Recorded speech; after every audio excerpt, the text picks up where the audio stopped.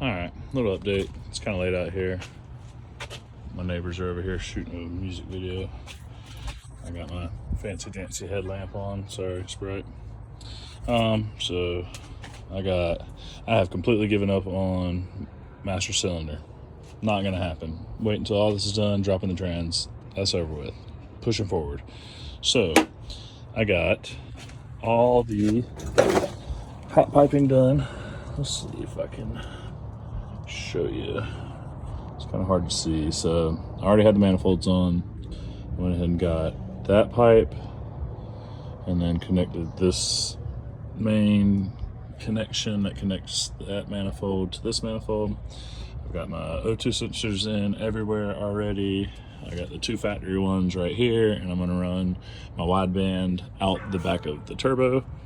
I got the turbo mounted, so that's kind of nice.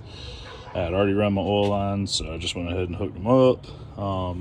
Still got to clock it whichever way I need to do it. Everything's still movable there. I need to put a cover on that so it can sit out here and I don't have any issues. Got the water pump tied in, crank pulley put back on. I believe that's everything I did today. I just kind of decided to push forward. Yeah, I got every tool I could to work on that master cylinder. I got a new collar around that, around the line, worked on it for an hour, gave up. I believe something's wrong with the prongs inside of the slave cylinder, a little quick disconnect. So I don't think there's a way to get it off without taking the transmission off, but who knows. But yeah, that's pretty much it.